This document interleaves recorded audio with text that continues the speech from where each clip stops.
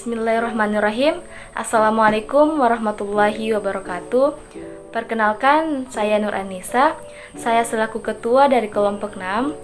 Di sini saya dan rekan-rekan saya akan membahas anatomi dan juga fisiologi sistem reproduksi.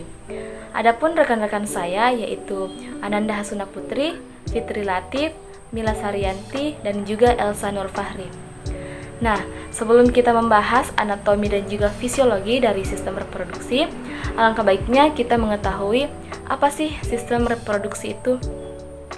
Nah, reproduksi adalah salah satu dari sekian banyak ciri makhluk hidup. Ini adalah proses saat makhluk hidup bisa menghasilkan keturunan dengan tujuan supaya tetap dapat mempertahankan kelangsungan hidup spesiesnya. Reproduksi pada manusia berarti membahas suatu sistem yang berbeda, struktur dan fungsinya pada pria dan juga wanita.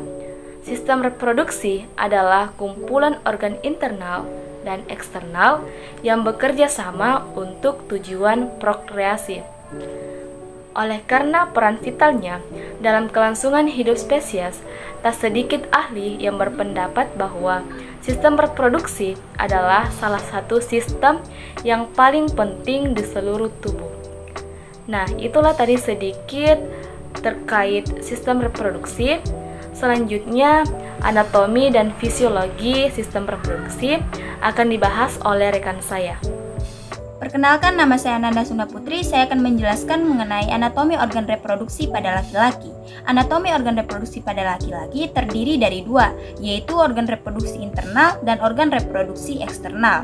Organ reproduksi internal yaitu testis yang menghasilkan sperma dan hormon. Kelenjar aksesoris mengekresikan produk esensial bagi pergerakan sperma, dan sekumpulan duktus yang membawa sperma dan kelenjar. Testis merupakan saluran-saluran yang melilit-lilit yang dikelilingi oleh jaringan ikat yang disebut dengan tubulus seminiferus atau tempat terbentuknya sperma itu sendiri.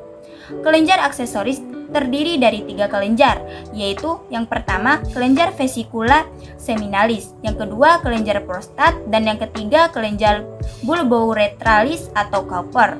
Ductus efferens, tubulus seminiferus di bagian atas lobus membentuk tubulus lurus yang disebut dengan tubulus rectus dan masuk ke bagian testis yang disebut dengan reta testis. Dan kemudian keluar sebagai ductus efferens, dan organ reproduksi eksternal itu sendiri yaitu skrotum dan penis.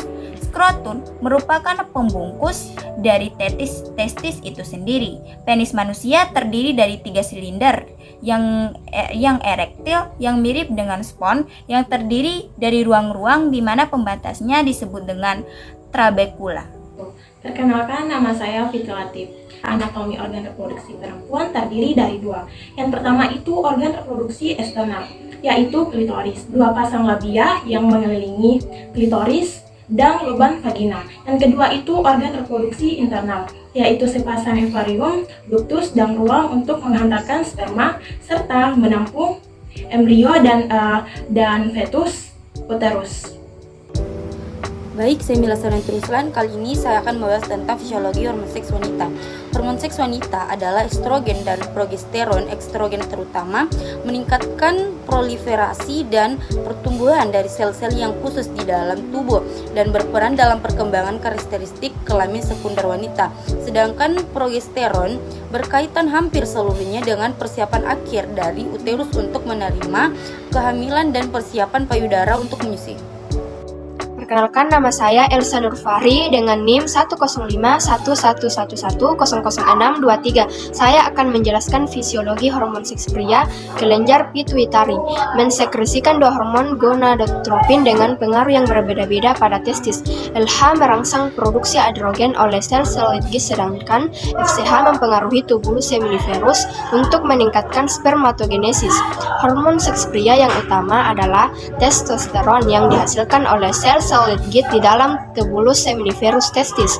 Di samping itu, testis juga menghasilkan estrogen yang diproduksi oleh sel Sertoli di dalam tubulus seminiferus. Selain mengontrol proses spermatogenesis, testosteron juga berfungsi dalam karakteristik seks sekunder. You don't even know